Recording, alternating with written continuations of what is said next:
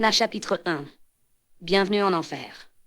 Je me souviens précisément du jour où j'ai compris que j'avais fait la plus grosse erreur de toute mon existence. Ce jour-là avait pourtant commencé parfaitement bien, trop bien peut-être. J'étais particulièrement fier de la façon dont j'avais remis en état cette cabane perdue au milieu des montagnes de Caroline du Nord. Je l'avais baptisée la cabane confortable et douillette. Quel joli nom. Quelle erreur fatale. Mais bon, sur le moment, ça semblait idyllique. 3 étages, une vue imprenable sur les montagnes, et surtout, personne à des kilomètres à la ronde. Un vrai paradis pour touristes en quête de calme absolu. Ce matin-là, j'avais passé des heures à nettoyer la cabane, vérifiant chaque pièce une dizaine de fois, alignant soigneusement chaque magazine, astiquant chaque verre. Tout était si propre. Si impeccable qu'on aurait pu manger directement par terre. Penny aurait adoré voir ça. Elle avait toujours voulu ouvrir ce genre d'endroit avec moi. Mais Penny était partie, me laissant seule avec ce projet fou. Vers midi, alors que le soleil brillait haut dans le ciel, un grincement de pneus sur le gravier a attiré mon attention. Je me suis levée, lissé mon pull, et je suis sortie pour accueillir mes nouveaux visiteurs. Leur réservation précisait simplement « Sam et Martha Anderson, Alford, Floride. Nous recherchons la paix et l'isolement, loin de la ville. » Un classique absolu, rien d'inhabituel. Mais rien n'aurait pu me préparer à ce qui allait suivre. À peine avais-je franchi le seuil que j'ai été frappé de plein fouet par une odeur absolument atroce. Pas juste désagréable, non. Un truc vraiment ignoble, répugnant, quelque chose qui me retournait l'estomac. Un parfum sordide de viande en décomposition, mélangé à une humidité infecte et poisseuse, comme celle qui règne dans les caves abandonnées depuis des années. Je me suis immédiatement couvert la bouche d'une main, sentant mon estomac se contracter violemment. La voiture qui venait de s'arrêter devant la cabane ressemblait davantage à une épave qu'à autre chose. Rouillée, sale, couverte de poussière et de boue, avec une peinture écaillée et des vitres crasseuses. Une épave roulante. Elle semblait ne pas avoir été nettoyée depuis des décennies, comme si elle venait d'effectuer un très long voyage depuis un endroit où personne de sensé n'aurait eu l'idée de se rendre. Les portières se sont ouvertes avec difficulté, grinçant affreusement dans le silence pesant. Mon cœur s'est emballé quand j'ai vu sortir les 2 personnes que j'étais censé accueillir. Sam Anderson ressemblait davantage à un cadavre ambulant qu'à un homme normal.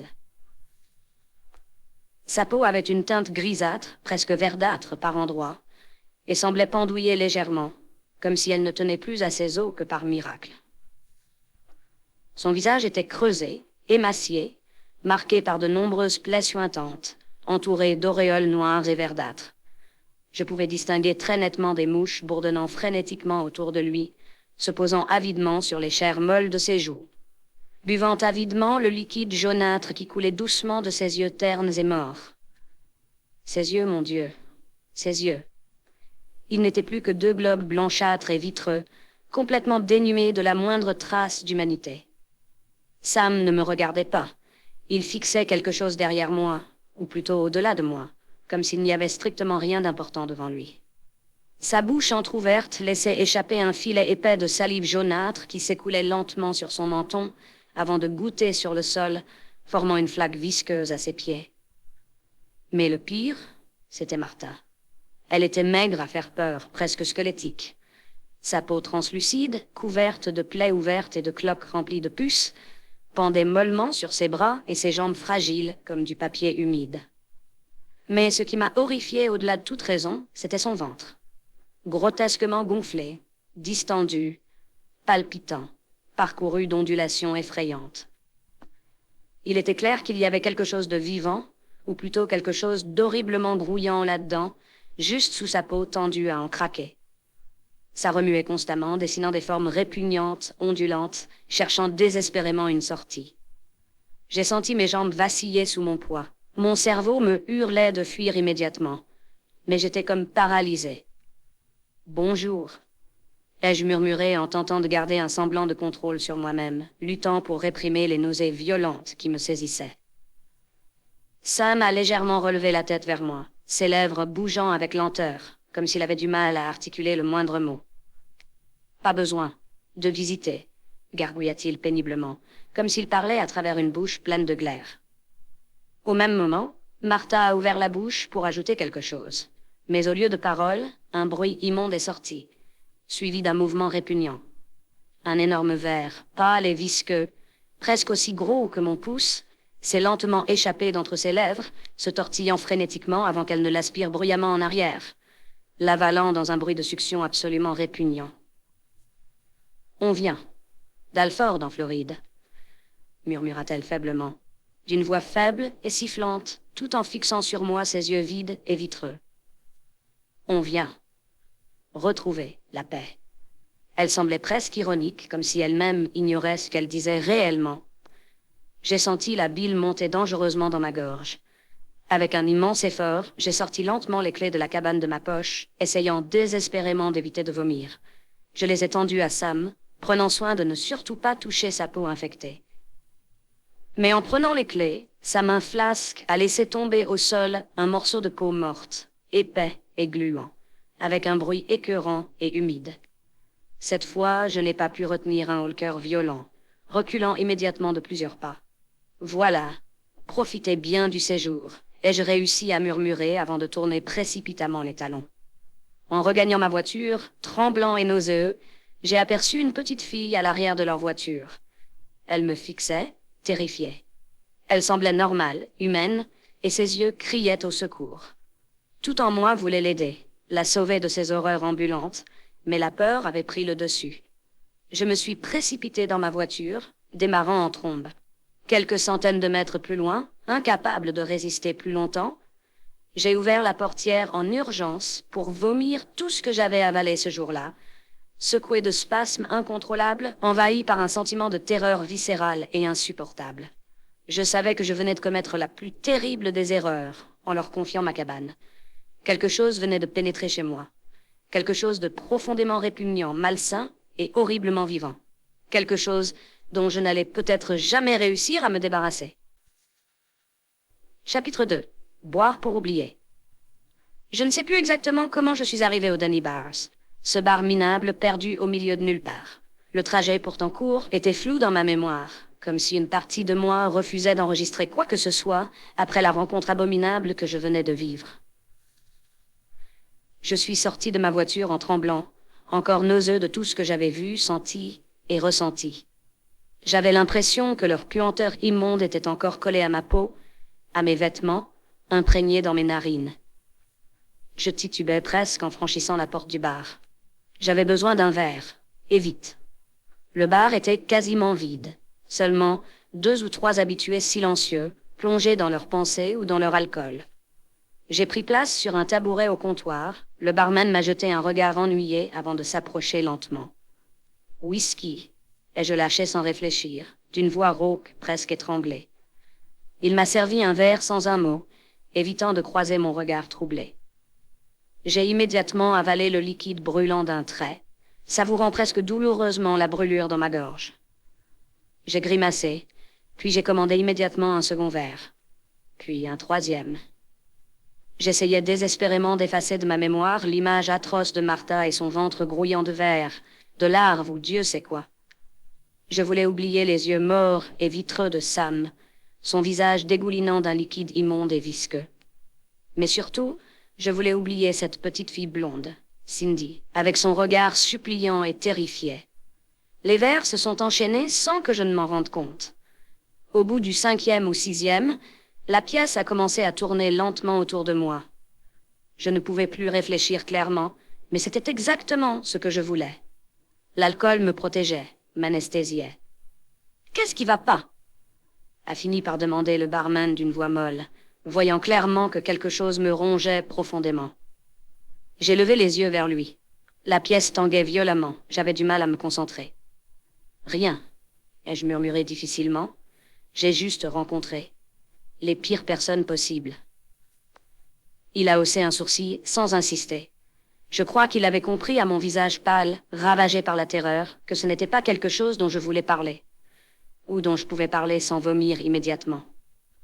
J'ai fini par perdre totalement le compte des verres que j'avalais. Le whisky coulait à flots dans ma gorge comme une rivière brûlante, mais je ne ressentais presque plus rien. Ni le goût, ni même la brûlure. Seule restait cette sensation étrange, presque douce, d'être engourdi, anesthésié. Quand j'ai essayé de me lever, je me suis immédiatement écroulé, les jambes incapables de supporter mon poids. Le barman a soupiré, venant m'aider à me redresser. « Tu devrais pas conduire comme ça », a-t-il grommelé, mais je l'ai repoussé mollement. « Faut que je rentre », ai-je marmonné comme un automate. Je voulais seulement rentrer chez moi, oublier cette horreur pendant une semaine entière, ne plus penser à rien. Juste oublier. Je ne sais pas comment j'ai réussi à rentrer chez moi vivant. Le trajet a disparu de ma mémoire, remplacé par un vide total, une obscurité inquiétante. Quand j'ai finalement franchi le seuil de mon appartement, je me suis écroulé directement sur mon lit, incapable de me déshabiller, les chaussures encore aux pieds. À peine avais-je fermé les yeux que les cauchemars ont commencé. Ils étaient là, devant moi, Sam et Martha, encore plus horribles et décomposés que dans la réalité. Le ventre de Martha avait éclaté, libérant des centaines de vers et de créatures affamées rampant lentement vers moi. Sam, lui, se tenait en retrait, un sourire grotesque étirant ses lèvres rongées, dévoilant des dents pourries et noires. Il riait silencieusement, laissant échapper une substance immonde qui lui coulait lentement des coins de la bouche. Puis j'ai vu Cindy, la petite fille blonde attachée à une chaise au milieu d'une pièce sombre et froide. Elle pleurait, suppliant du regard, mais je ne pouvais pas bouger, paralysée par une force invisible. Et c'est Martha, les yeux totalement révulsés, possédée par quelque chose de terriblement sombre et puissant, qui s'est approchée de moi en riant froidement. « Tu aurais dû la sauver, Kekev », me disait-elle en ricanant d'une voix inhumaine, rauque et monstrueuse. Maintenant, elle est à nous. Pour toujours. Je hurlais, mais aucun son ne sortait de ma bouche.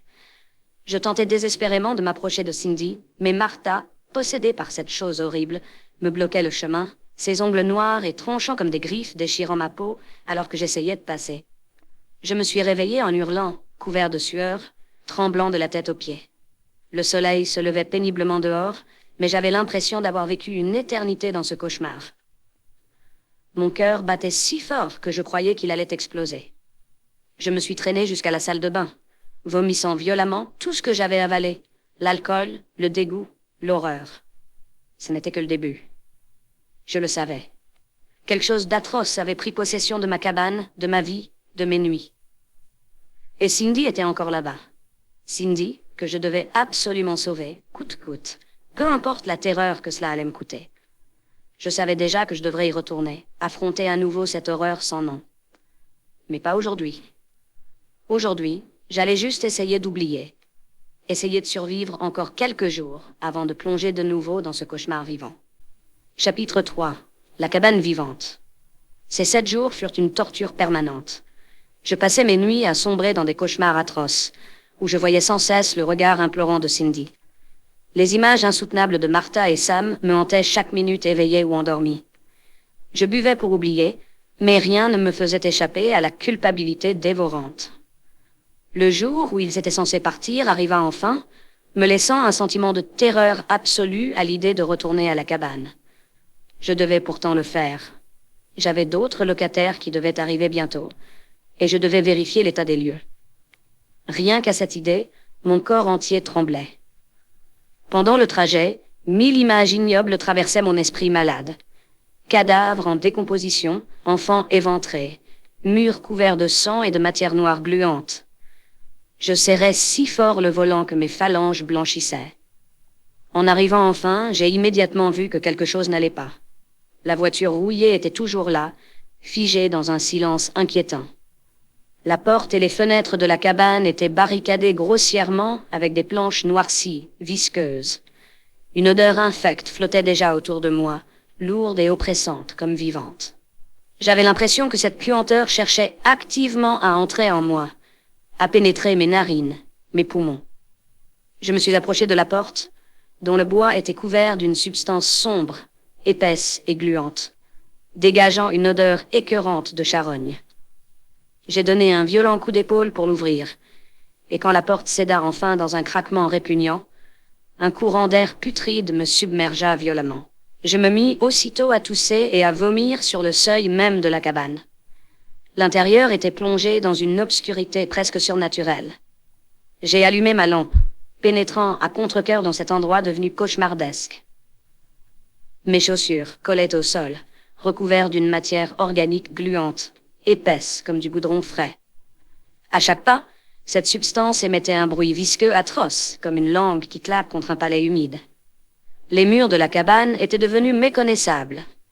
Ils pulsaient lentement, couverts d'une couche épaisse de chair humaine et de veines noires qui palpitaient au rythme d'un cœur invisible.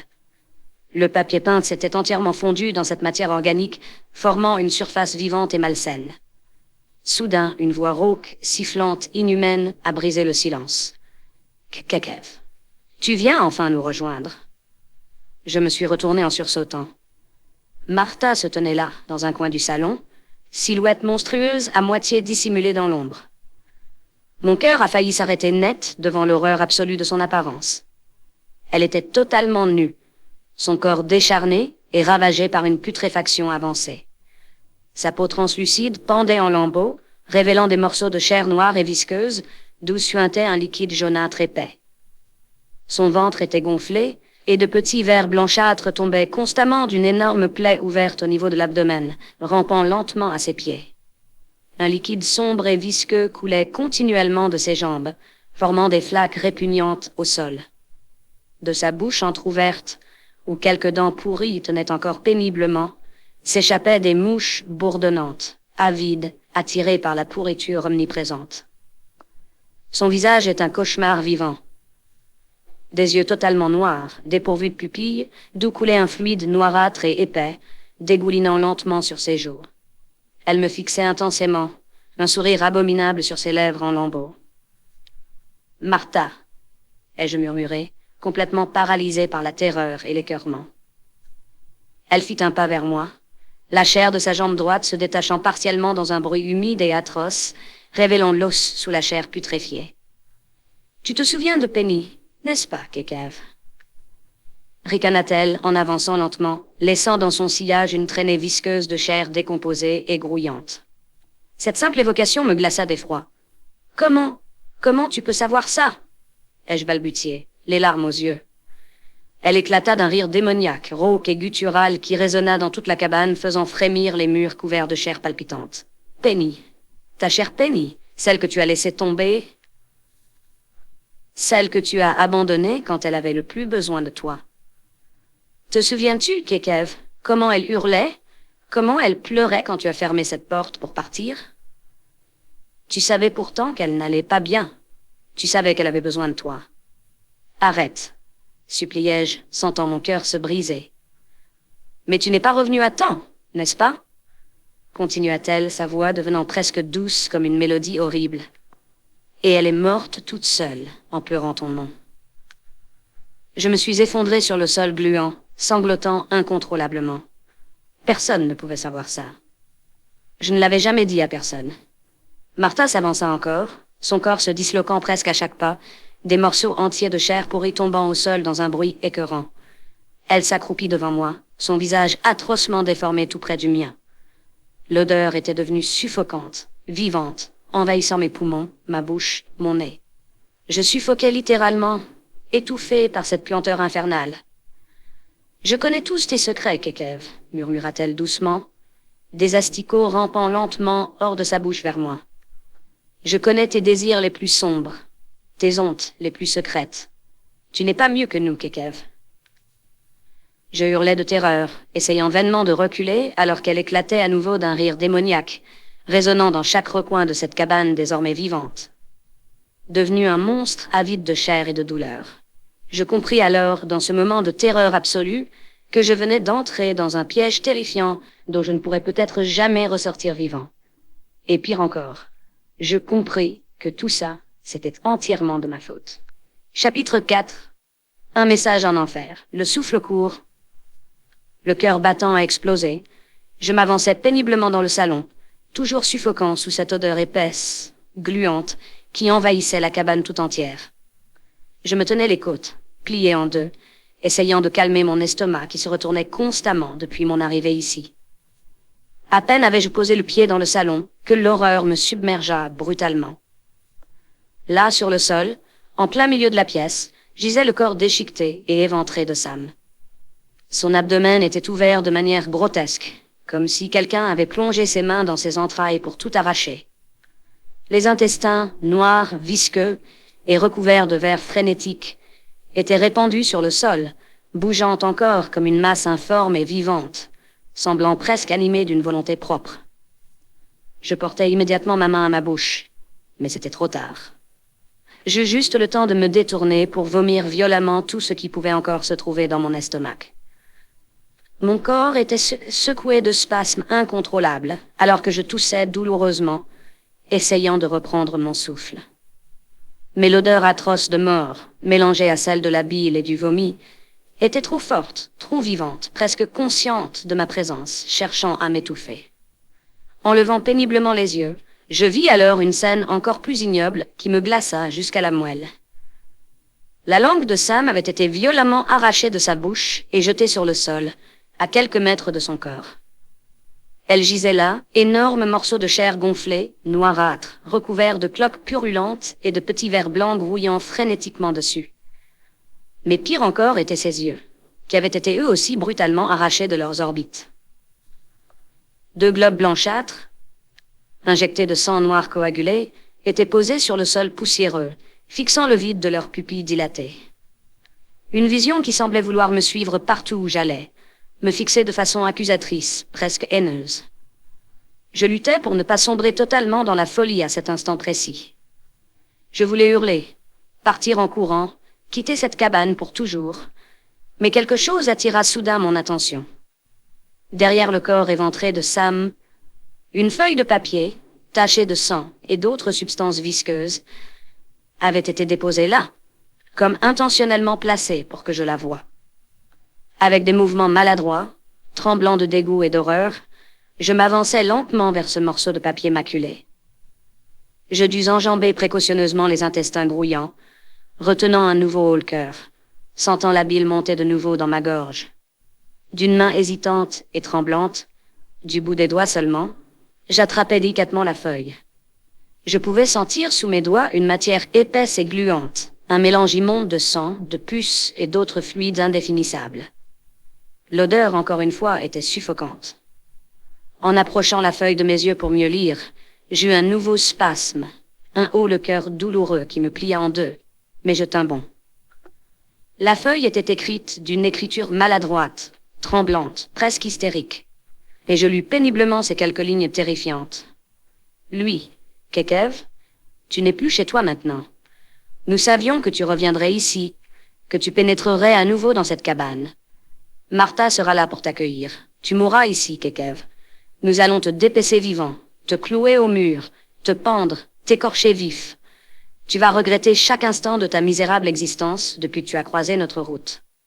Mon cœur s'arrêta presque net dans ma poitrine. Un frisson de terreur absolue parcourut tout mon corps. Je laissai tomber la feuille, reculant immédiatement, horrifié. Je savais avec une certitude absolue qu'il disait vrai. Quelque chose d'atroce m'attendait encore à l'étage. Je me retournai lentement vers l'escalier menant à l'étage supérieur, prenant une respiration sifflante pour me donner du courage. Je n'avais pas le choix. Je devais monter là-haut, vérifier si Cindy était encore vivante. Je ne pouvais plus reculer maintenant. En approchant du couloir qui menait aux marches, je sentis immédiatement mon cœur se glacer une nouvelle fois dans ma poitrine. « Qu'est-ce qu'ils ont fait ?»« Putain de Dieu !» murmurai-je, les yeux écarquillés d'horreur absolue. L'escalier n'avait plus rien de normal, ni de naturel.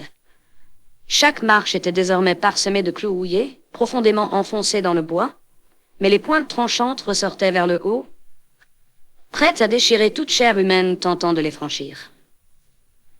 Un liquide sombre, gluant, verdâtre, noirâtre, recouvrait entièrement les marches. Il semblait couler lentement, goutte par goutte, de l'étage supérieur, répandant partout cette odeur atroce de charogne en décomposition.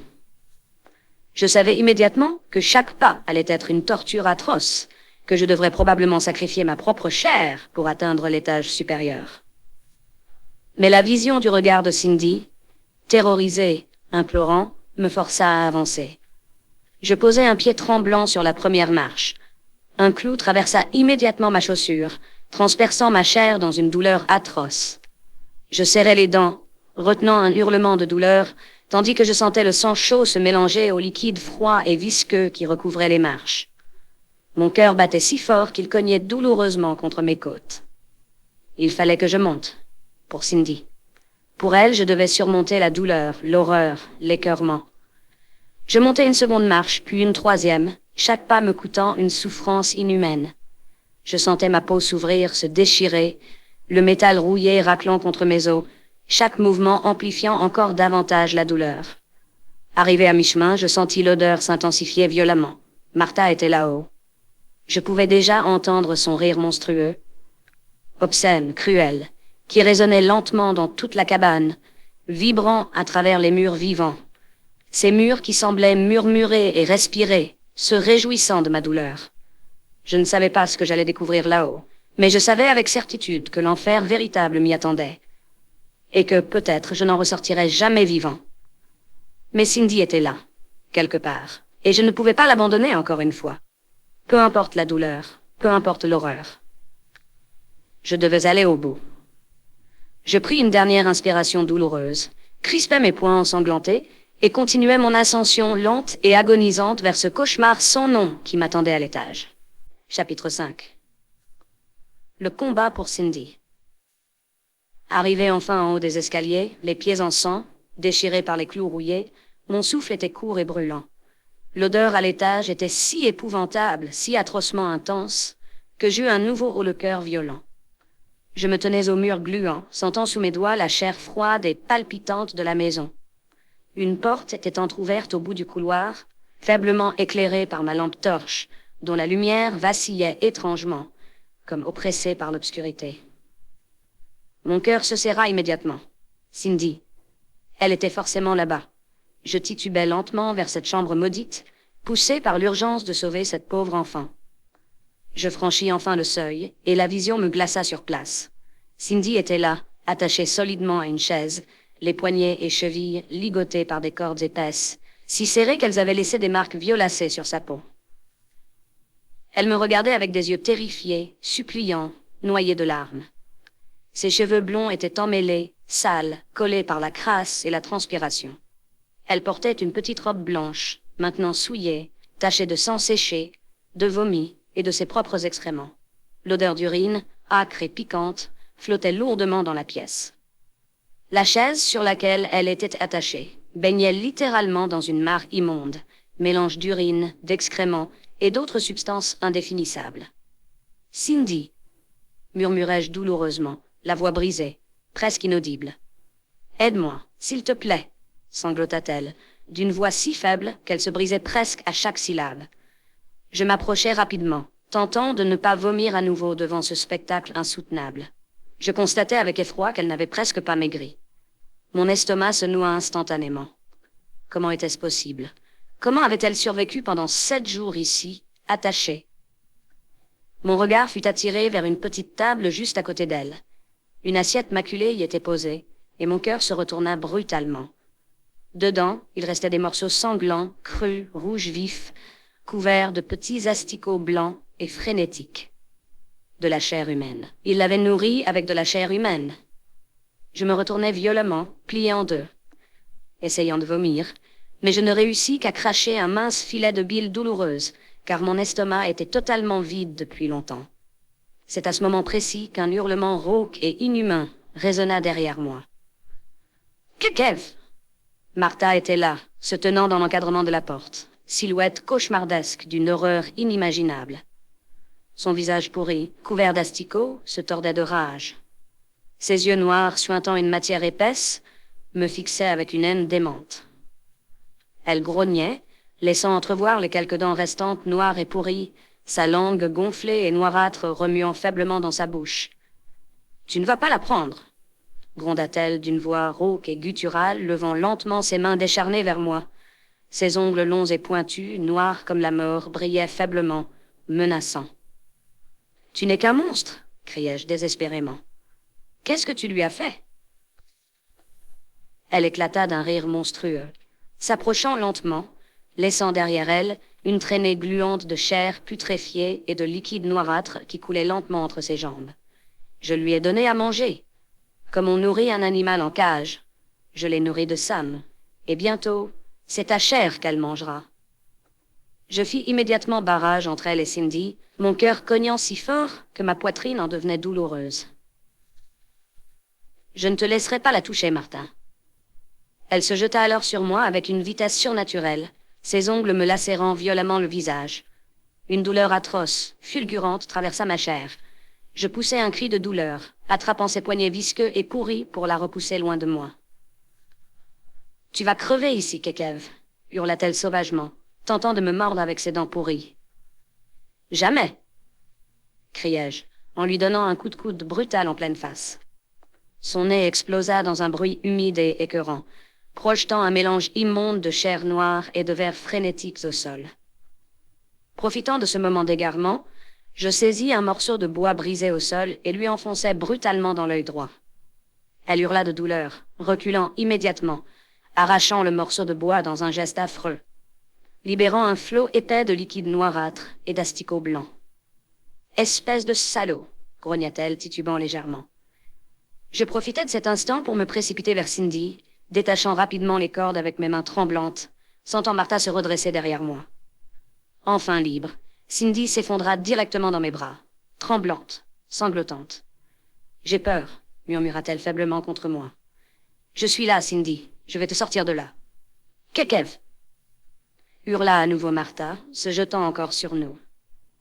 Je la repoussai violemment du pied, la projetant contre un mur de chair palpitante, puis je me précipitai hors de la chambre avec Cindy dans mes bras, serrée contre moi. « Tiens-toi bien !» criai-je à Cindy en m'élançant vers l'escalier maudit. Elle se cramponna désespérément à moi, tandis que je commençais à descendre péniblement les marches couvertes de clous rouillés. Chaque pas était un supplice. Une douleur inimaginable déchirait mes pieds à chaque clou traversé.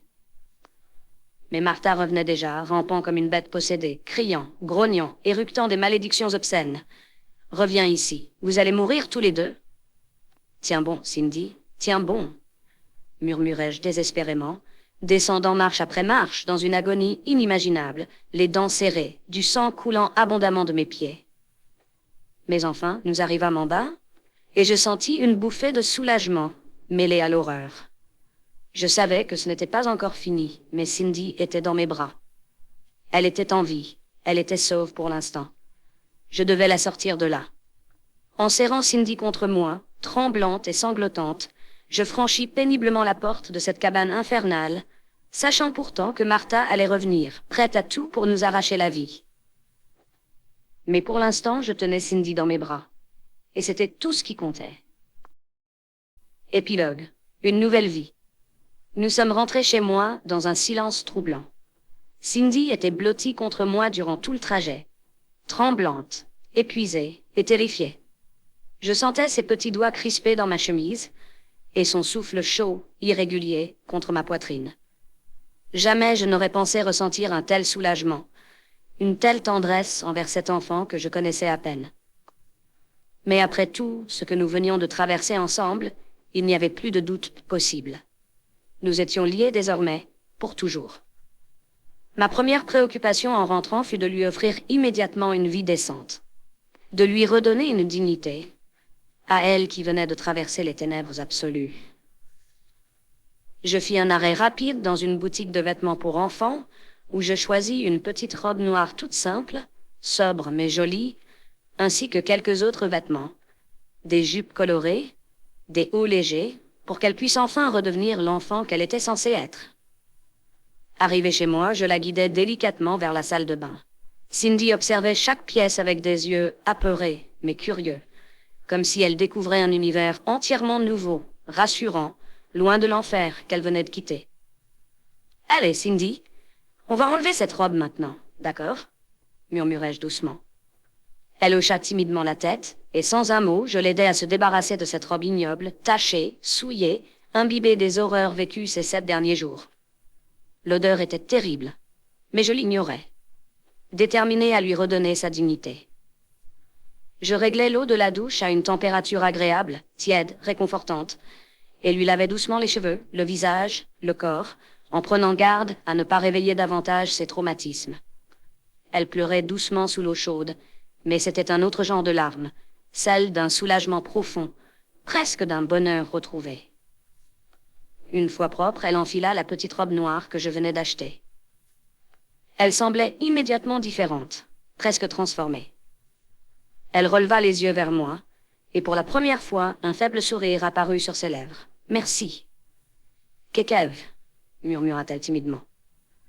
Je sentis une chaleur immense dans ma poitrine. Mais les jours suivants furent difficiles. Je dus rapidement contacter les services sociaux, expliquer toute l'histoire dans ses moindres détails, provoquant à nouveau des cauchemars atroces.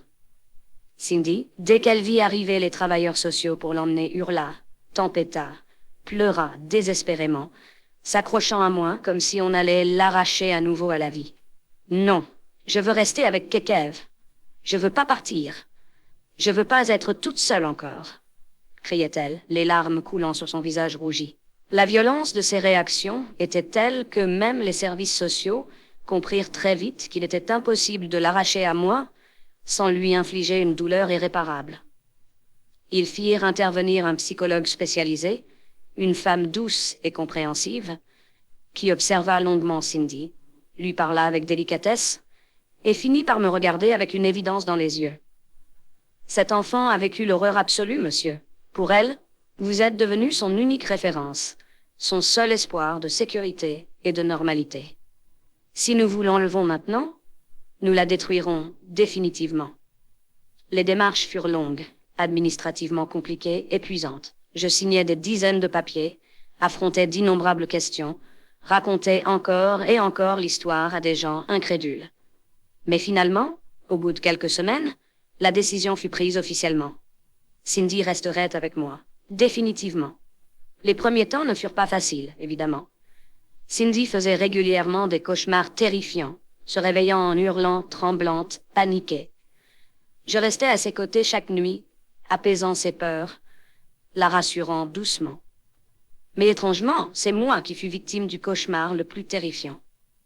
Une nuit, je revis clairement Martha se tenant au-dessus de mon lit, son visage déformé par la haine et la putréfaction, ses griffes prêtes à me déchirer. Je me réveillais brutalement, couvert de sueur, tremblant, respirant comme si je venais de courir un marathon. « Kekev ?» C'était la voix de Cindy, douce et inquiète. Elle était là, debout près de mon lit, me regardant avec inquiétude. « Tu as fait un cauchemar, toi aussi ?» J'acquiesçais lentement, les yeux encore humides de peur.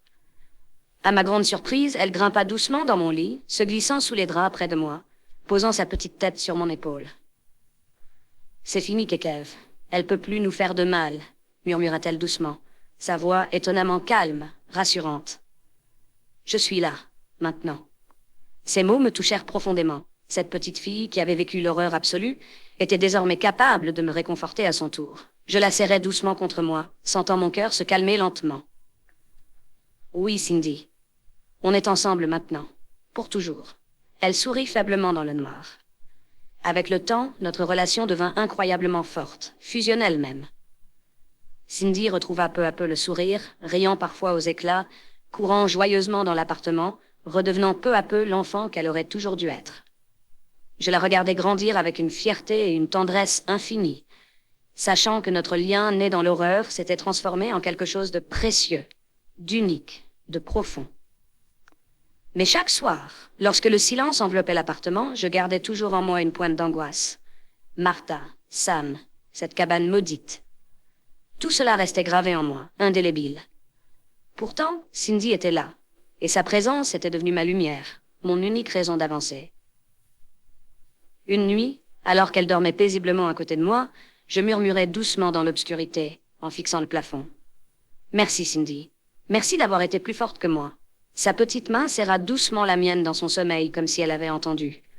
Je souris légèrement, sentant enfin mon cœur s'apaiser.